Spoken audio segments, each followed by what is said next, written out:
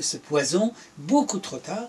Ça fait que l'Iran a perdu ces îles, cet archipel de Majnoun qui nous appartenait, qui est gorgé de pétrole. Enfin, pour vous dire, M. Avesta, et surtout pour les téléspectateurs, que ce régime n'a fait que corrompre, n'a fait que vraiment mal au pays, et surtout créer des crises, et ils ont vécu avec des crises, crise sur crise, ils sont arrivés à ce point.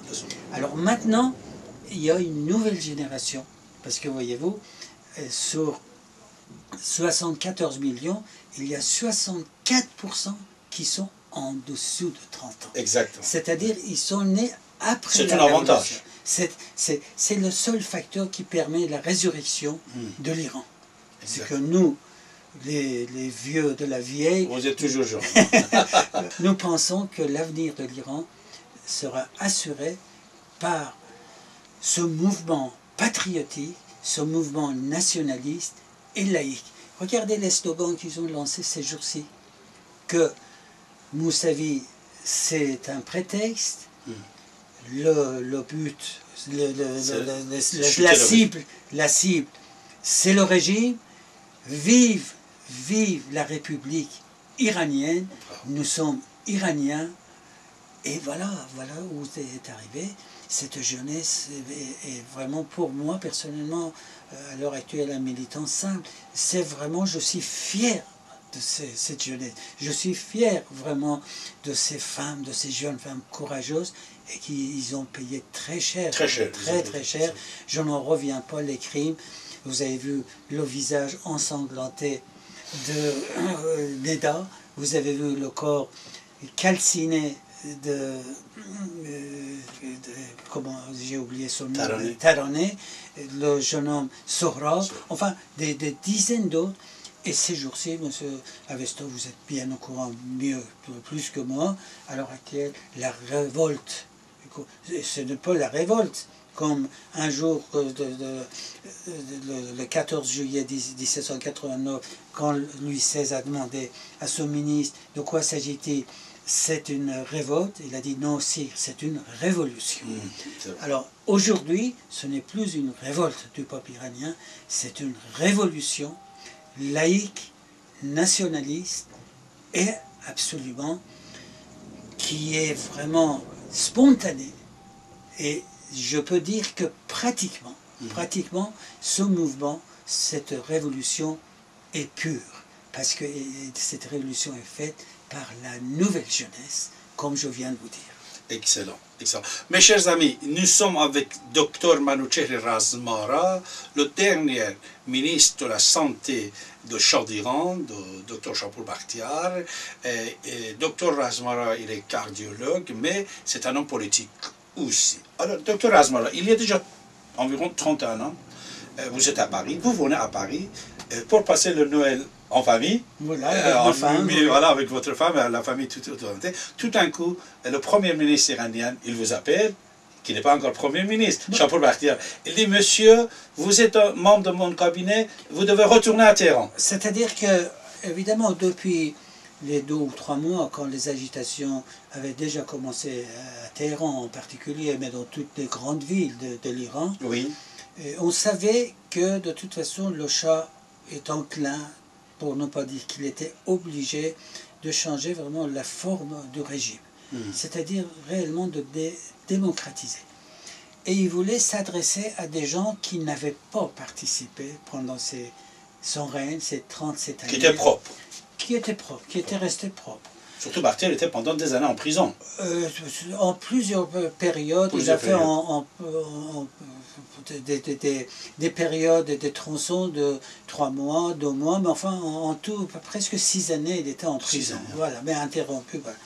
Et il était resté vraiment en dehors. Et même, vous savez comme il était le cousin de l'ancienne reine. Oui, Soraya on lui avait, après la chute du gouvernement de Mossadegh, parce que M. Bakhtiar était vraiment un des compagnons vraiment fidèles, pas dans le genre de les autres qui ils sont allés en 78 baiser la main de Khomeini ici à Nonfle-le-Château. Lui, il était resté dans la ligne droite, vraiment du nationalisme iranien. Et laïque. Et laïque. Et laïque, toujours laïque. Jamais il n'a pas accepté le pouvoir religieux. On lui avait proposé d'être ministre, il a refusé. Et même en vous disant ça, M. Avistock, tout à l'heure, avec M. Parsa, voyez-vous, ce n'était pas un opportuniste, bien au contraire, parce qu'à l'heure actuelle, toutes ces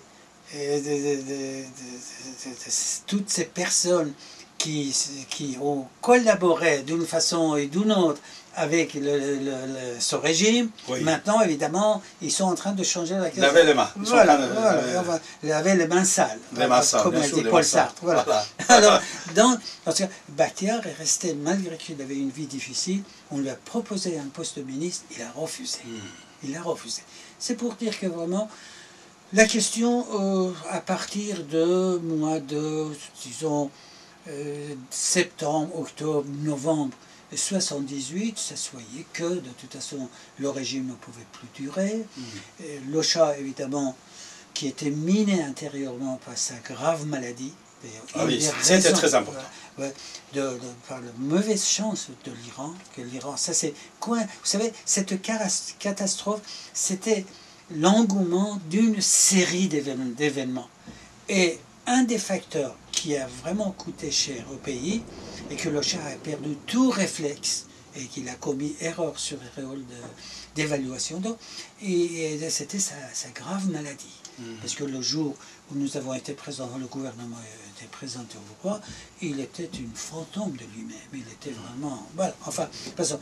Alors donc à partir du mois de septembre 78, nous savions qu'il y aurait un grand changement, et que nous, on serait sûrement appelés participer dans le gouvernement. Pas tout à fait au gouvernement, on ne savait pas. Mais on savait que de toute façon, ils vont s'adresser à des personnalités de ce qu'on appelle le Front National. Qui n'a aucun rapport avec le Front National français. Aucun. Parce que c'est vrai, le nom c'est la même chose, mais question, voilà. Non, absolument pas. Le Front National, j'ai payé Melli. Non, parce que pour la plupart des gens, dès qu'on dit Front National, c'était un parti politique, que Mossadegh était le symbole de Mossadegh. Bakhtiar était à l'antipode de ces conceptions-là. Voilà, alors donc, on savait...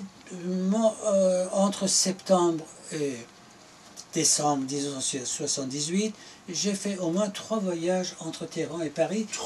Voilà, parce que ma femme étant française, mes enfants étaient là, alors donc je venais les voir parce que mes enfants étaient ici, heureusement, parce que par la suite, quand je suis sorti de prison et que j'ai dû quitter l'Iran clandestinement. Je te vais préciser que juste après la Révolution, Dr Razmallah a été arrêté par les révolutionnaires, emprisonné, menacé, mais miraculeusement, on peut dire que on vous a sauvé. Voilà.